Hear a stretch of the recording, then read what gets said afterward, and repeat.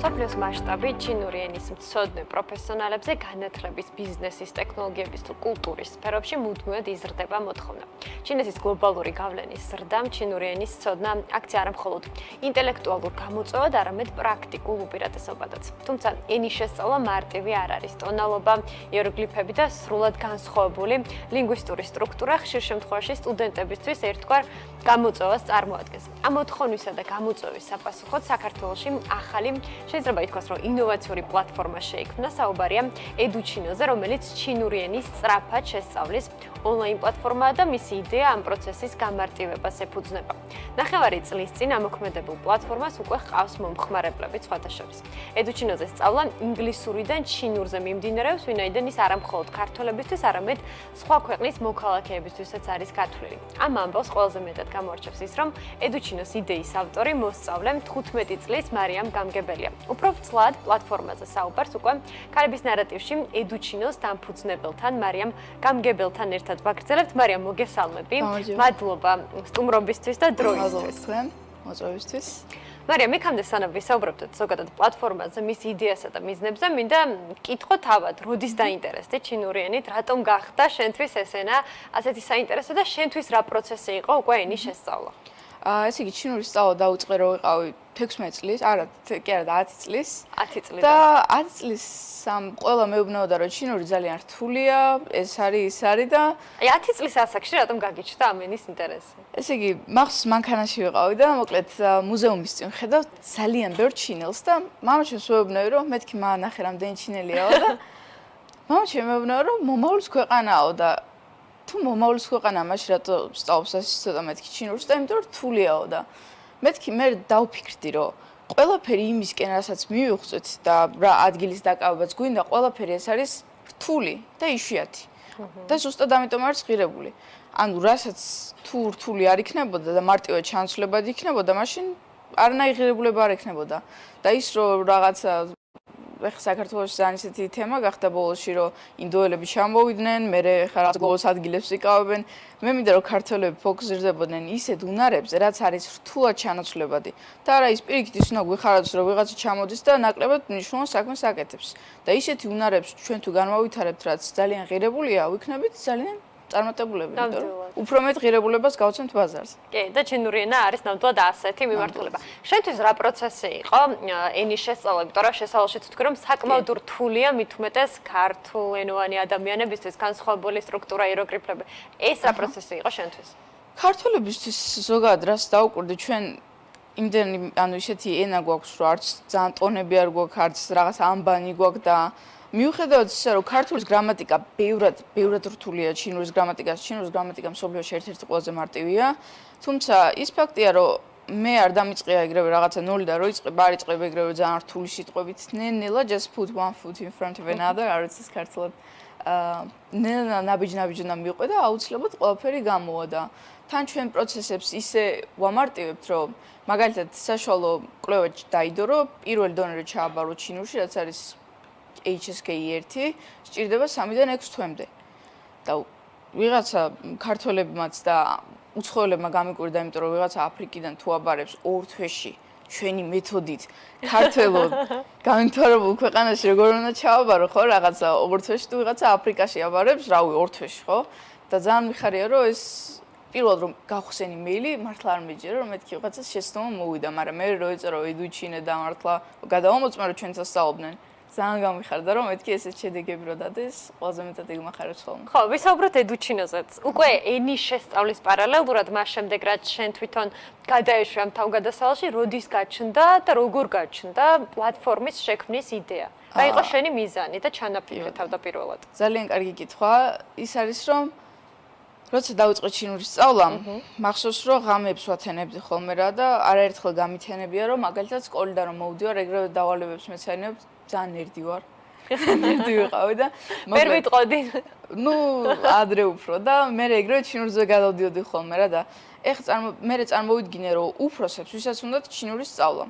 ოჯახები ყავთ, სამუშაოები აქვს, ზოგი უნივერსიტეტში სწავლობს, პარალელურად მუშაობენ და ძალიან დაკავებულები არიან. და ყველაზე მეტად რაც არ მომწონდა არის ის რომ უნდა დაელოდო მასწავლებელს. მე როდის თავისუფალი იქნება? მე ხან მე გავხდები, სულად ხან ვიღაცა, ხან იმას დასჭირდებ და ძალიან დრო იწელება. და ფიქრობდი რომ იყო შესაძლებელი რომ ნებისმიერ დროს ნებისმიერ ადგილას ისწავლო და რამე კითხვა რო გექნება თუნდაც ღამის 12 საათზე უცებ რომ მომენტალურად მიიღო დახმარება. ხო, ანუ 1000%-იანი გარანტია გაქვს რომ ბევრად უფრო მარტივად და სწრაფად ისწავლე, იმიტომ რომ დრო არც ერთ წამი არ გეხარჯება. და ზუსტად ამის გამო, რადგან ტრადიციული საგამართლებო სისტემა არ მომწონს, არ არის ის რომ ხალხს არ აქვს უნარი. ან შენ არ გაქვს უნარი, ან მე არ. უბრალოდ ტრადიციული საგამართლებო სისტემა ისეა მოწყობილი, რომ არ აძლევს ამის საშუალებას ხალხს, რომ ხალხს ოჯახები ყავს, ხალხს სამუშაო აქვს და არ აძლევს მარტივი პროცესი დროში გამარტივებული პროცესი არ არის ნამდვილად. ზუსტად ეგრეა, რომ არ აძლევს ხო ხდებით დროს და ამიტომაც გადავწყვიტე, რომ შემექმნა პლატფორმა და ჩვენ ის გვაქვს, რომ კი პროგრამებიც არის, ნებისმიერ დროს შეგიძლია უყურო, ნებისმიერ ადგილას, ეგ ძალიან დიდი თავისუფლებაა და ამის ამის გარდა თუ გაქვს კითხვა, რა თქმა უნდა გექნება ხე ჩინურს ვსწავლობ, როგორ გინდა არ ქონდეს. ნამდვილად. ეგრევე გაქვს AI ტუტორი, დაახლოებით ChatGPT რო წარმოიდგინოთ, უბრალოდ ჩვენს დატაბეისია ტრენირებული და მაგალითად რო შეხვალ და კითხავ რომ რა კურსი მირჩევ, იმიტომ რომ ნულიდან ვიწყებ, კითხავს რომ აბა ის თუ იცი და მე რეკომენდაციას გაძლევს რომ აი მოდი ამ პროგრამით დაიწყე. კითხებს რომ ასევე უსვამ ის არის რომ ბავშვობაში ყოველთვის მინდოდა ხოლმე რომ ისეთი რაღაცები მესწავლო, რაც არ შეიძლება, იმიტომ რომ ადამიანები ყოველთვის იმისკენ მივიღოცეთ, რაც რაღაცა აკრძალულია. ხო და ის იყო რა, მაგალითად მინდოდა რომ ჯენზი სტილზე ელაპარაკა მასწავლებელს. და რაღაცა ცუდი სიტყვებით ესწავლა ბავშვებისთვის, ხო და ყველა მომხმარებელი მაგას წერს, რომ ჯენზი ზოგი ჩვენი მომხმარებელი არ არის მაგალითად ჯენზი, უფრო ზოგი ბიზნესმენის, მაგრამ არ არის ჯენზი თუ არის, ყველას მოსწონს ის, რომ რაღაცა ძალიან ხიარული მასწავლებელია და ძალიან ისე გელაპარაკება თითქოს ნამდვილი ადამიანია და ჭაოდა ვარქვი, იმიტომ რომ ჩემი ძველი მასწავლებელი იყო ჩინეთიდან ჩამოსული და იმხელა мотиваცია მომცა. როდესაც ამ ამბავზე მოუყევი, მაშინ კიდე არ მქონდა დაწყებული დაახლოებით 1 წლის წინ იმხელა мотиваცია მომცა მაგ მასწავლებელმა მაგას ჩემზე მეტად ეჯერა ჩემი იდეის და აუცილებლად მის საბადოსაც ემო დავარქვი ჭავლას რა.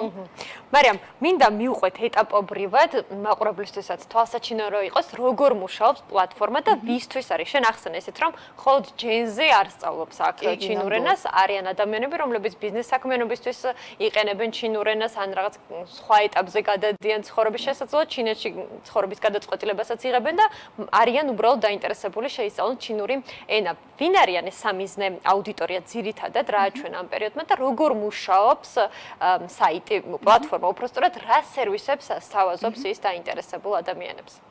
ძალიან კარგი კითხვა. ესე იგი, პლატფორმაზე მართალია ჯენზიც არის, უბრალოდ ჩვენთან არიან ბიზნესმენები სწავლობენ, ვისაც მაგალითად ბიზნესი აქვს ჩინეთში და უბრალოდ უნდათ რომ დაკავებულები არიან და უნდათ რომ რაღაც თავის უნარები განავითარონ, იმიტომ რომ ამას წინათ კითხულობდი კვლევას, რომელმაც აჩვენა რომ მაგალითად 2030 წლისთვის რა უნარები უნდა განავითარო.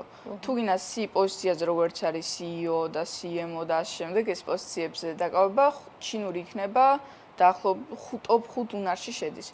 და ამავდროულად ის ხა კი ამბობენ რომ translate და რაღაცა, მაგრამ თუ გინდა რეალურად ნელსონ მანდელა რო ამბობდა რომ ადამიანებს როცა იმენაზე ლაპარაკები რომელიც ესმით ის მათ გონებაში მიდის. მაგრამ ადამიანებს როცა ელაპარაკებით თავის ენაზე ის მათ გულში მიდის და ეს ზუსტად ესეა, იმიტომ რომ კვლევაც იყო ნაჩვენები, რომ ბიზნეს მოლაპარაკებებზე მაგალითად უფრო ხარისხიანად და უფრო კარგი კომუნიკაცია მიდის, როცა ჩინურად არის და ხა ბიზნეს განვითარებასაც მეტი რა უნდა. კომუნიკაციაზე დგას ყველაფერი დღეს ასე. ხო, და მოკლედ სეგმენტიც არის, ასე ვთქვათ, მრავალფეროვანი, ხო, EduChinos ჭრილში. კი, ნამდვილად. ასაკობრივი კატეგორიას დარწმუნებული ვარ, რომ იქნება თითქმის ყველა ასაკობრივი კატეგორიაზე გათვლილი. 30 წლიდან დაახლოებით 9, ანუ 25 წლიდან იწყება. ანუ 12 წლისებით სწავლობენ ჩვენთან, ეგრე არ არის, უბრალოდ ზოგი არის, ვისაც ოჯახები ყავთ, ზოგი უნივერსიტეტში სწავლობს და თან პარალელურად მუშაობს და ისინი სწავლობდნენ ჩვენთან ასევე. ჯენზი, ვისაც არ მოსწონს ტრადიციული საგამართლებო სისტემა და ის ჩვენთან ძალიან რაღაცა თავისუფლად გრძნობს თავს და ისინი ვის დაკავებულები არიან, ოჯახები ყავთ, მუშაობენ, სწავლობენ და ბიზნესები აქვს, რა თქმა უნდა, ჩვენთან ყველა რაღაცა კარგად პოულობს თავის თავს. კი ბატონო. როდის ამოქმედდა ზუსტად პლატფორმა და პირველადი შედეგები თუ გაქვს, უკვე რამდენმა ადამიანმა ისარგებლა EduChinos სერვისებით? ესე იგი, ჩვენი პლატფორმა რო ამოქმედდა და დავიწყე უკვე რაღაცა ამაზე მუშაობა ხალხისთვის, ანუ ისე ვთქვათ, მე თქვა რომ ესა და ეს პლატფორმა. თავიდან ნელა მიდიოდა, მაგრამ მე უცებ, რა თქმა უნდა, შრომით და ყველა მონდომებით ადამიანებმა დაიწყეს გამოყენება. და ხდება ისე, რომ უცებ რაღაცა საინაფები მოდის ყოველ ან წუთები გადის და უცებ რაღაცა ერთ ღამეში 100 დარეგისტრება იყო და მეთქი რა ხდება და ანუ ესენი ეუბნებიან თავის მეგობრებს, რომ ესეთ პლატფორმა უნდა ნახო, სხვები რეგისტრდებიან, მერე ჩვენი რაღაცა სოციალური მედიითაც პოულობენ ხოლმე რა თქმა უნდა და დღეს ყველაზე კაი გზა არის ალბათ რომ ისე იპოვონ და დარეგისტრდნენ ხალხი და მოკლედ გადაიწყეს გამოყენება.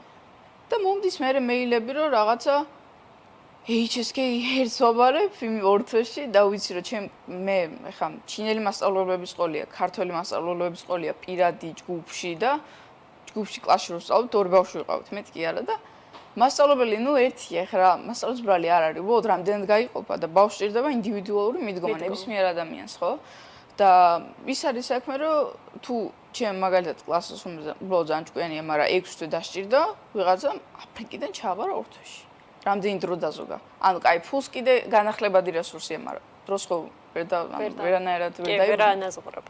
მარიამ, მაგალითად მე, რომელიც ვარ დაინტერესებული ჩინური ენის შესწავლით და საერთოდ არ მაქვს არანაირი, ასე ვთქვათ, ცოდნა, ბაზა, შემოდივარ პლატფორმაზე და რა მხდება? აი რის შესაძლებლობას მაძლევს?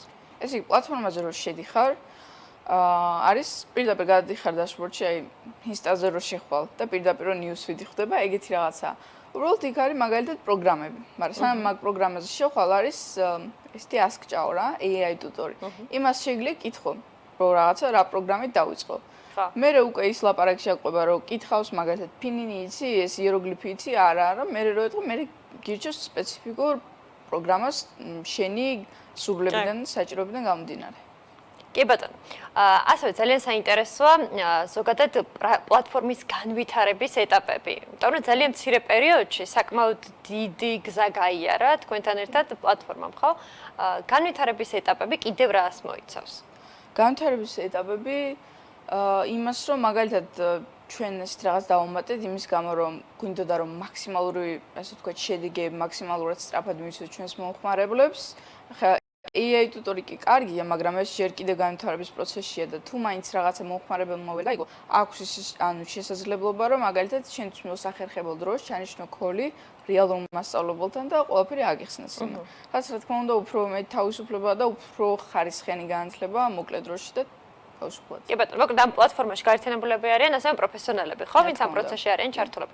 აქედან გამომდინარე, რამდენი ადამიანი მუშაობს სულ პლატფორმაზე? როგორც მიხვდით, თავად ხარ თითქმის ყველა პროცესში ჩართული, თუმცა ვინ არიან ეს ადამიანები, ვინც შენთან ერთად აკეთებენ ამ საქმეს? ნუ რამოდენიმე დეველოპერი მყავდა, ნუ ყველაფერი მივაწყე ვებსაიტი უბრალოდ განვითარების მიზნით, რა თქმა უნდა, პროფესიონალი ჩავრთე, რადგან ის უკეთესად გააკეთებს, ჩემზე კარგად იცის, ასე მასწავლებლები, რომლებიც არიან ფრილანსერები და part-time-ზე მუშაობენ ჩვენთან, იმისთვის რომ მაგალითად თუ როცა მოსწავლე ჩანიშნავს ზარს, რომ უპასუხონ და ყველაფერი კარგად ახსნან, ყველა არის კვალიფიცირებული, მაღალი ჩინური დონით, გამოცდილებით, ჩინეთში ცხოვრობდა და მოკლედ ყველაფერი არის ხარისხი. მარიამ, რა არის სტარტაპის ბიზნეს მხარე? იმიტომ რომ ეს არის პლატფორმა, რომელიც შემოსავლებით უნდა დააგენერიროს, ხო? რათა შეინახოს თავისთავად და განვითარების მეტი საშუალება მიეცეს. როგორ არის ეს განსაზღვრული, რითი აგენერირებს შემოსავლებს და მათ შორის რა ღირს თითოეული დაინტერესებული ადამიანისთვის ედუჩინოზე ჩინური ენის შესწავლა? კი ბატონო. ძალიან კარგი კითხვა, რადგან ბიზნესის ნამდვილად საჭიროა შემოსავალი განვითარებისთვის.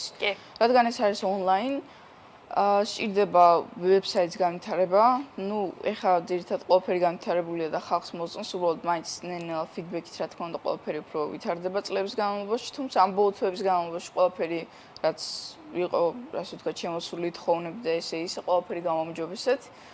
რაც შეეხება რამდენი დარეგისტრირდა და მომხმარებელს უკვე 100 მეტი დარეგისტრირდა და ის ადამიანები, ვინც ჩვენთან მაგალითად უფასოდ არის, თავიდან ეგრევე არაფერს არ იხდი, შეიძლება უფასოდ ეგრევე დარეგისტრირდე და ნახო. იმიტომ რომ რისკო არა, თუ მოგეწონა, თუ არ მოგეწონა, ხო. უბრალოდ რაც დავაკვირდი არის ის, რომ დარეგისტრირდები, მე უკვე მთლიან ჯგუფს უერთდებიან ხოლმე, რომ დარეგისტრირდები, იმდენ მოგეწონება, რომ მთლიან ჯგუფს უერთდები, იმიტომ რომ რაღაცა იქ სხვა ოჯახი ვართ, რაღაცნაირად ძალიან მოსწონს ჩვენთან ყოფნა, რომ. კი ბატონო, და რა არის ეს ღირებულება, რასაც იხდის თითოეული მომხმარებელი? სხვადასხვა, ასე ვთქვათ, გეგმები გვაქვს. ერთთვიანი გეგმა, რაც ყველაზე მეტად მინდოდა გამეკეთებინა არის ის, რომ საქართველოში ხა ის განვითარებადი ქვეყანა უბრალოდ საშუალო მასწავლებლის ფასი რო დაიქირო პერსონალ მასწავლებელთა რა მე რაც მინახავს კარგი მასწავლებლები 300 ლარი დაიწყება შეიძლება რაღაცა ან ჩოლობრივი დონე იყოს დაახლოებით HSK 2-3 ეგეთი 400 პაუნდად რაც 1000 ლარზე მეტია და მინდოდა რომ მაქსიმალურად ხელმისაწვდომი გამეკეთებინა ამიტომაც 199 ლარად არის ხა 1000 ლარს ვყარ დავადებდი მართლა რა უბედურება ახალ სწავლა უნდა და უნარების განვითარება და პირიქით მეც ის მინდა რომ რაც უფრო მეტი ქართველი შეძლებს ამას მით უფრო განვითარდებით როგორც ქვეყანას რა მეც ეგ მინდოდა მაგრამ გამოცდილებიდან გამომდინარე დაკვირვებით ედუჩინოს ჭრილშიც რამდენად იზრდება ჩინურ ენაზე მოთხოვნა შესწავლასთან დაკავშირებით და ქართველების წილი რამდენად მაღალია შენ ახსენე ისიც რომ აფრიკიდან სწავლობენ სხვა ქვეყნებიდან სწავლობენ ედუჩინოზე თუმცა ქართველების წილიც საინტერესოა რამდენად მაღალია კი ჩვენ მოხმარებლების ალბათ უმეტესობა არის ქართველი იმიტომ რომ ჯერ საქართველოს პოლიტიკა მისით რაღაცები შეიმუშავა რომ უკვე მეორე საერთაშორისო ენაზე უნდა რომ გადავიდნენ რუსული მოხსნა და ძალიან კარგია იმიტომ რომ ჯერ რომ ბიზნეს განვითარების მხრივ ეხა წარმოიდგინეთ ეს რაღაც არის რომ კვლევა დევს რომ ჩინეთის ან თუ იცი ჩინურად ბიზნეს ჩინური და შეიძლება მოლაპარაკება ჩინურად ანუ 14 კაციდან მხოლოდ ერთ შეუძლია ამის გაკეთება ანუ 97% ეხა ხალხის უმეტესობა მიცის რაც უნდა გააკეთოს ისიც რომ ისეთი უნარები უნდა განავითაროს რომელიც არ იქნება მარტივად ჩანაცვლებადი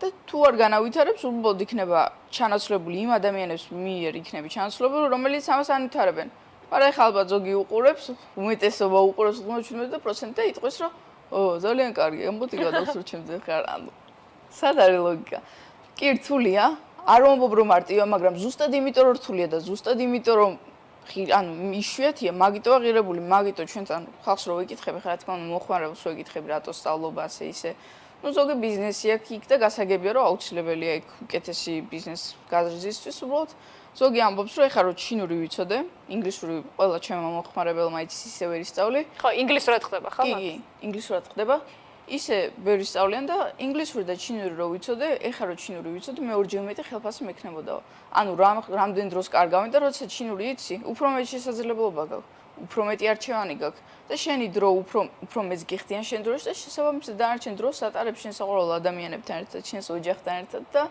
არ არის ის რომ რაღაცა კონკურენცია დიდი და მე რაღაცა დაბალი ხელფასებია იმიტომ რომ მარტივად შენაცვლებადია მაგრამ აქ იქამდე უნდა იმოქმედო სანამ ეს მართლა ძალიან გლობალური არ გახდება გლობალურად გადაიქცევა იმიტომ ტენდენცია აჩვენებს პროცესში მაგას რომ გლობალური უნდა გახდეს მაგრამ საინტერესოა ამ პლატფორმის კეთების პროცესში რა არის ის თავი რაც ისწავლე სტარტაპერობის გზაზე რა საჭირო უნარები შეიძინე და რა გამოწვევები იყო მათ შორის რა სირთულეები გადალახე ალბათ ყველაზე დიდი უნარი რაც შევიძინე არის საკუთარი თავის კონტროლი, იმიტომ რომ სხვა ვერაფერს ვერ მართავ, საკუთარ თავს არ მართავ, საკუთარ ემოციებს არ მართავ.